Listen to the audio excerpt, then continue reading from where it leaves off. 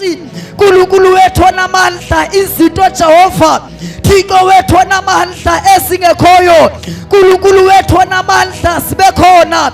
Dala Nkosi namhlanje uNkulunkulu wethu ongcwele, ingalo Nkosi izwi lakho ngegama lika Yesu waseNazaretha. Nceda Nkosi impilo yethu Thixo wethu onamandla ngalo izwi lakho egameni lika Yesu Kristu.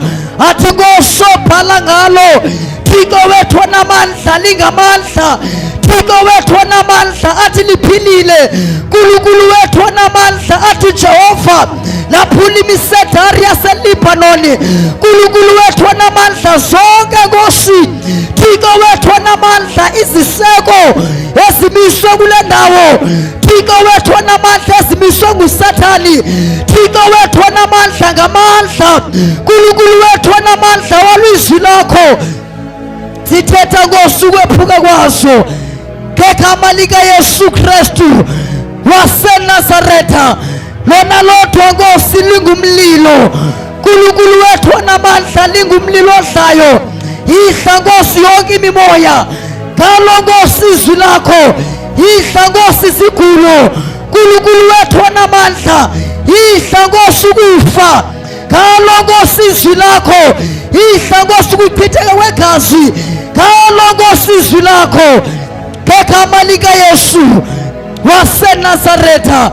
Khulula Nkosi ngalo, hlangula Jehova ngalo ngegama lika Yesu Kristu waseNazaretha. Linamandla Nkosi, liyasindisa, uNkulunkulu wethu onamandla liphilile, uNkulunkulu wethu ongcwele liyaphilisa. Philisa Nkosi ngalo namhlanje egameni lika Yesu Kristu waseNazaretha. We thank you Jesus. Thank you Jesus. Thank you Lord. Singalibazanga bathandekayo ngaphandle kokuchitha ixesha egameni lika Kristu Yesu, sizwe izwi lenkosi bathandekayo egameni lika Yesu Kristu.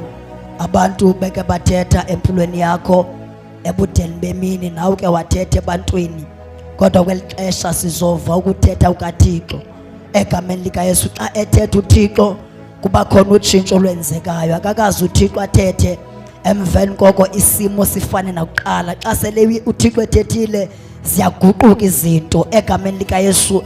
Zocela ke bathandekayo siphakame sonke sime ngenyawo sizokwamkela indoda kaThixo ekhona phakathi kwethu egameni lika Yesu Kristu. Yazalwa ke kumhlaba wase Eliot egameni lika Yesu waseNazaretha. Ubanibiza kakuhle. Zocela ke bathandekayo sishaya izandla, ukwazi ukushaya izandla, shaya amakhwelo ulilizela, ukwazi ukulilizela. Umfundisi uMatyeni esiza ngaphambili egameni lika Kristu Yesu lilizela kakhulu ngegama lika Yesu, ngegama lika Yesu.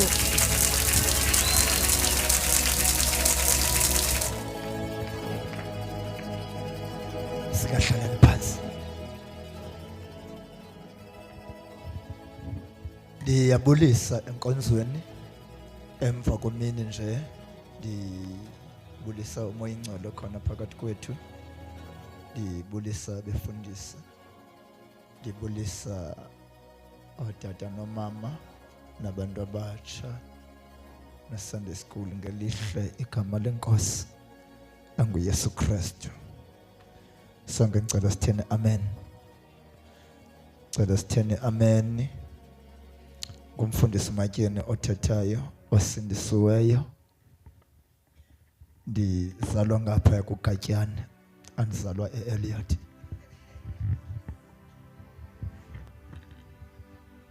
Hallelujah. Andizalwa eEliot, ndizalwa kuGatyane okanye eWillowvale. Hallelujah. Ya kukhona le ndawo kuthiwa kuGatyane okanye kuthiwa iWillowvale. Ngapha yake kude. Noba ndingazama uyicacisa izicaciseka. Hallelujah. Eyona nto ebaluleke kakhulu ke bazalwane kukusindiswa. NdinoYesu owandamamkelayo, wangena enhlizweni yami, wandenza ndasindiswa. Amen.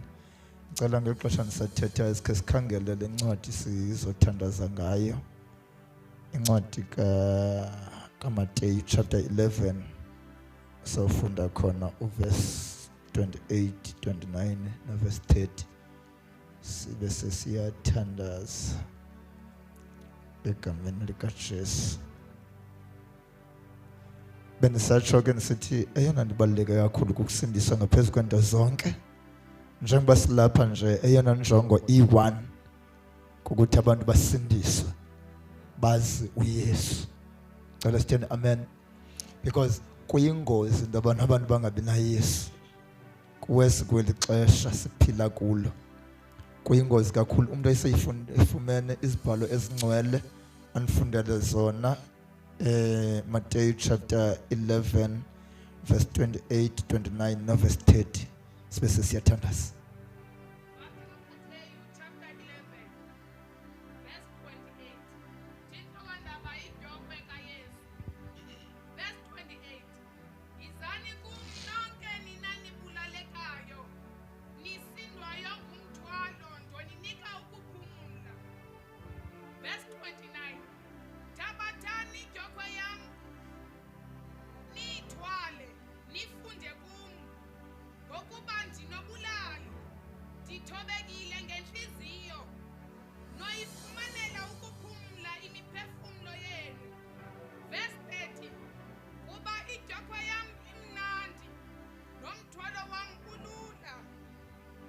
Amen.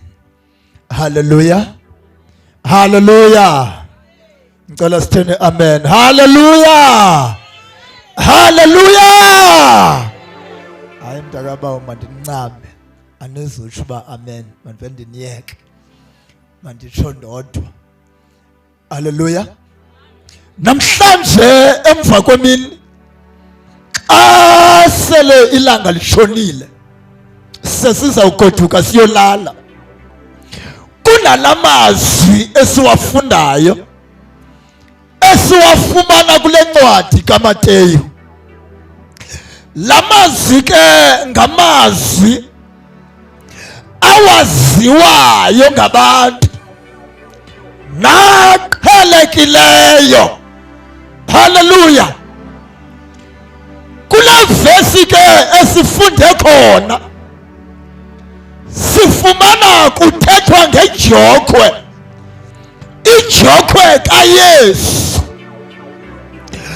ngamazwi avakalayo njengoba kukhona ijokhwe kaYesu nekaSathane ijokhwe ikhona. Angabana kukhona ijokhwe kaSathane kuyanyanzeleka ukuthi ku-introduce uYesu ukwenzela uba kubhekele ijokhwe kaSathane kungena ijokhwe kaYesu. Namhlanje sisengxakini enzima yokuthi abantu bathwele ijokhwe kaSathane endokwesibini bayakufuna uyothula ijokhwe kaSathane kodwa bangayithwali ijokhwe kaYesu. Hallelujah. Andikuyingozi ukuthwala izijokhwe zombini ngoba awuzuwabona amandla wale jokhwe intsha oyinikeziweyo angabana ungayothulanga ijokhwe kaSathane. Namhlanje kukhona abantu abezenkonzweni belila bedinga ukuthandazelwa kuphela kodwa bengamfuni uYesu, bengakufuni ukhonza. Yabona lento esiyenzayo yokushumayela ivangeli kulu kakhulu lento. Bona xa kumisa intente ngolhlobo imisela into bana abantu mabasindiswe, abantu mabakhululeke ezintweni zikaSathane nasemandleni obumnyama. Loo nto leyo inkulu kakhulu, yiyo le nto uSathane yilwa kangaka.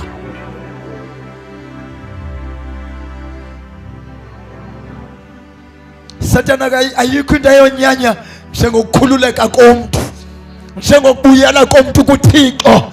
Ayikho into uSathane emvisa ubuhlungu ngaphezu kwento yobana abantu babuyele enkosini abadalwa yiyo, babuyele kuThixo ababesuka kuye, madoda abavela kuye.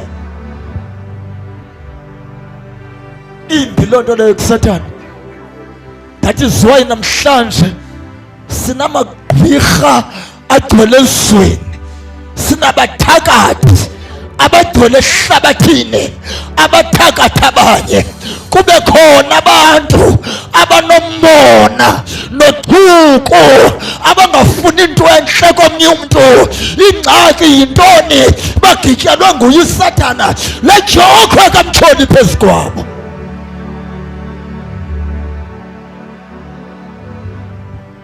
Namhlanje sizise nje inkululeko yokukhulula abantu. Uthi uJesu xa ethetha apha kule ncwadi kaMateyu uthi yizani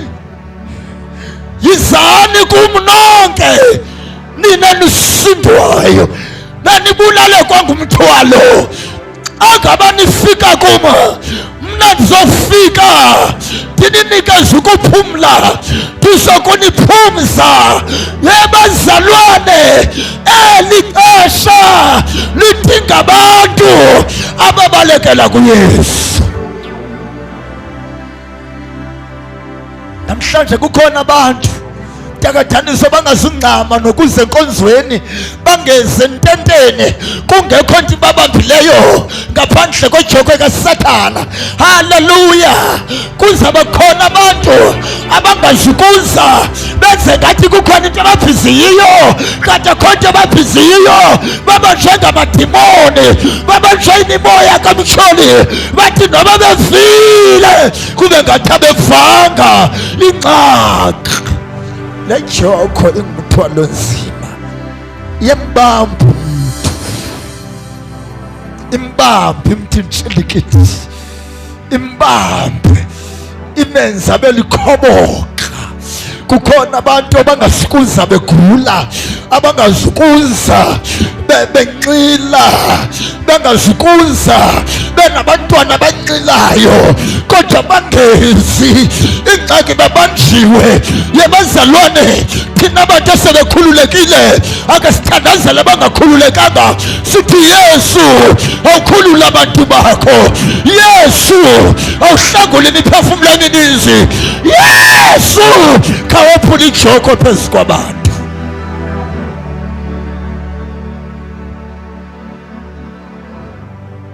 Sithene amen. Sithene amen. Uyawazi umthwalo wakho osindayo, uyazazi izinto ezixakileyo, kodwa namhlanje isengayimini yokukhululwa kwakho.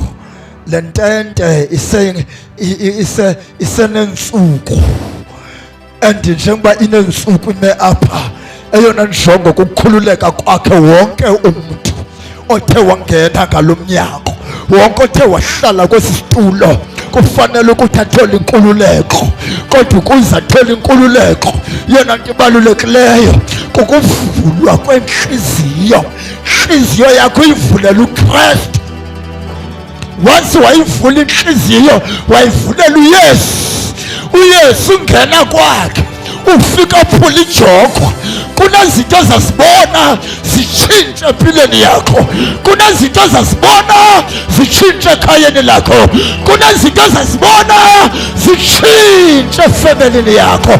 Kwenzekeni asithandaza, asithandazi nje, asishumayela, asishumayeli nje. Haleluya! Asikholwa, asikholwa nje.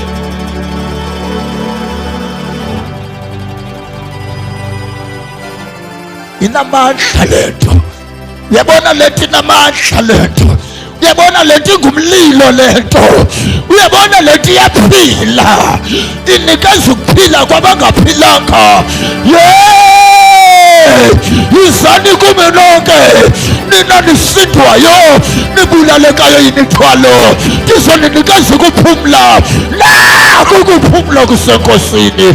Kunamandla asegameni likaYesu, kunamandla asegazini likaYesu, kunamandla anyakazisa imibuso, kunamandla adiliza amadimoni. Namhlanje njengoba ndithetha kukho into yonakalayo.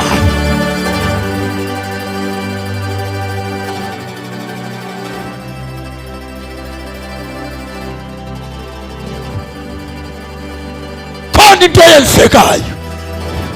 Siyaba noJesu umafohla mavula kuvaliwe ikakarabha sibhedle ezinye izinsimbi umaqhoba yakhawuleza omdala wezinsuku inkosi yaphakade owayekhona umhlaba ungekabikho wadala umhlaba nozulu nalwandle nakho konke zonke izinto zibe khona ngaye kungakhange kubekho yena akubangakho nto kuthe kusenyanyeni kuselibala yena wafela.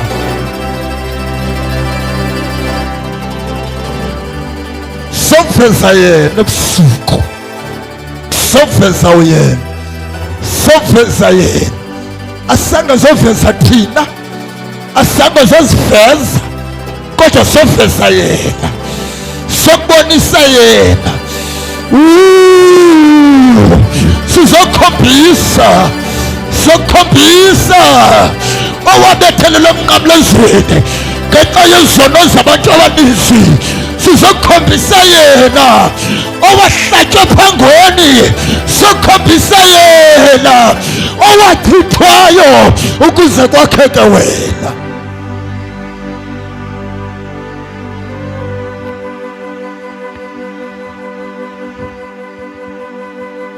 Sokhombisa idwala, idwala lemiyo, idwala lenguJesu.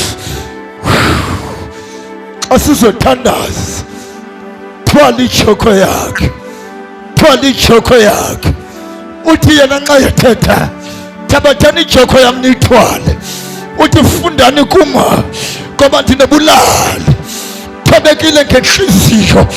Bakhona abantu abamamkelayo kodwa bafuna ukufunda indlela zakhe, ziyafunda indlela zakhe ngoba isono kwasona singumthwalo. Khathali noba ungayi-understand loo nto, yi-understand le nto. Isono singumthwalo esindayo, sono sithintela insebenzo kaThixo. Awungezi wabona amandla kaThixo usahlele ezintweni zikaSathane, kuyavunywa.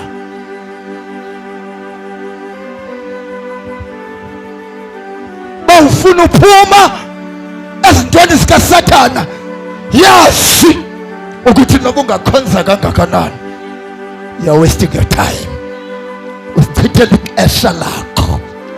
Baba ungabona ufuna uphuma, baba ungabona ufuna ukhonza uYesu okwenza usale unjalo, yazi into yobana ayikho into ayikhonzayo, ukhonza ukuhlala. Kuyadlulwa kwezinto zalo mhlaba. Kukuthini kanti ukwamkela uYesu? Wamkelelwa ntoni kanti uYesu? Sithini isizathu sokwamkela uYesu? Xa ngabani ingekho ukutshintsha inhliziyo yakho, ingekho ukutshintsha indlela zakho. Yabona le verse sidlula kuye sibaleka lena mafula. Le nithi fundani kum. Iyavakala le ithi izani enisindwayo enibulalekayo ngumthwalo, because abantu bayarhwishwa, barhwishwa zimpundulu, bafuna uhlangulwa ezimpundulwini ezibarhwishayo. Bajanyelwa ngamagqwirha every day. Umntu akhe into enegqwirha ndizalithini xa kusithiwa kuyathandaza aqonde bona makeze, kodwa xa kusithiwa fundani kum, kudluliwe ngoku. Fundani kum. Kexatyana kule ndawo, yohlula abantu abaninzi leni ndawo. yehlula amakhola amadala ukuthabatha ijogwe kaYesu, kuthobela intando kaThixo, yethotyelwa intando kaThixo. Umntu yehlula kwintando yakhe, ehlule kwintando zabantu, akhangele intando kaThixo. Athi ehlabelelayo, hlala undifundise ukuthi mayenzeke intando yakho. Athi kolu hambo linengozi, athi hlala undifundise ukuthi mayenzeke intando yakho. Athi uDavide nxa ethetha, uYehova ngumalusi wami, amsweli nto. Uthi nguye lundikhaphelele emahlelweni aluhlaza. Uthi noba sendihamba emfuleni wethuzi lokufa, andikho saba lutho, ngoba yena uThixo nami. Uzohlula njani? Uzohlula njani? Uzohlula njani ezintweni ngihlela ngakuye?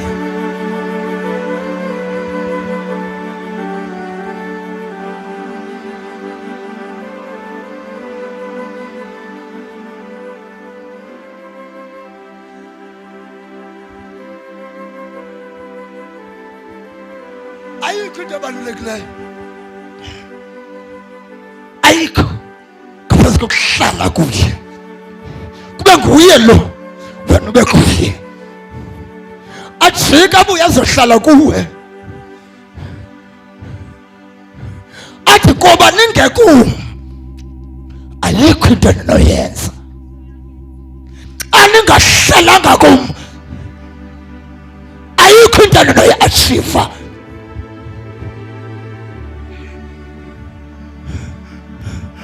Uyawuthi noba selumamkele, awungakhange ufuna ukuhlala kuye, uthi akwazi izinto, udinwe kukuya kuye bengathi uyatota, ibe ngathi uphendula kade. Uyokhangela ezinye izinto, ukhangela indlela owasishiyayo. Wow! Wow! Wow! Ukabuyela kanjani ezintweni obuselifilahlile abantu naye? Namhlanje sinabazalwane abakhonzayo bafelwe zizazela, bakhonza nje, bakhonza umdlalo.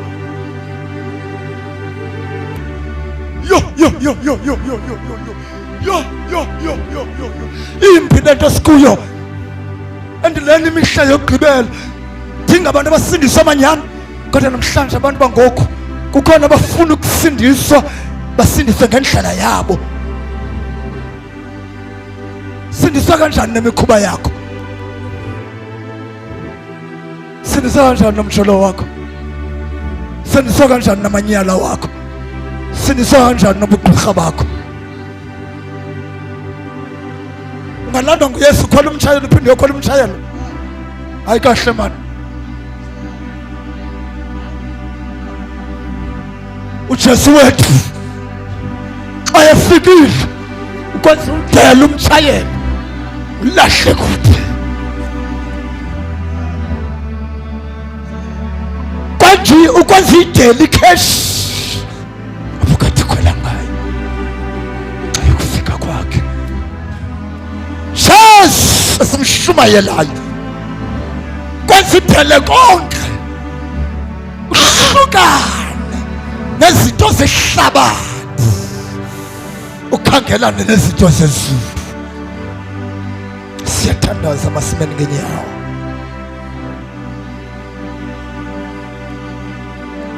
Xa yekhona